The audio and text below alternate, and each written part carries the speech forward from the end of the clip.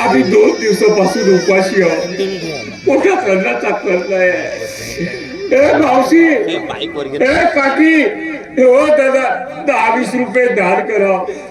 10-20 रुपये भेट द्या असा म्हणा लागते.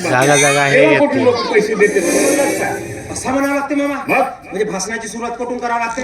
माय बापापासून. माय बाबा पासून. म्हणजे हे का तुझ्या मायचे का नवरे होत का हे एवढे? बरोबर आहे का? दिमाग खराब करते. जुन्या डायलॉग बोलशील तर कोणी भीक देणार आहे का? तुझ्या ज्यानं जमत असेल तर बोल, नसेल जमत तर मी डबल भाषण देतो. आता तू थांब ना. ते असं नाही, असं काम दिसत आहे. त्याची क्वालिटी फीवर दिसत आहे. माय बाप, आम्ही तुरुक बाबाच्या यात्रेला जातो. तेव्हा दानपेटी दान करून पुण्य मिळवा. तुमचं दान वाया जाणार नाही. तिथल्या भुकेले आणि तहानलेल्या भक्तांच्या उपकार जाईल आणि तुम्हाला पुण्य लाभेल असं मला लागते. असा बोलण्यावर कोणी भीक देते?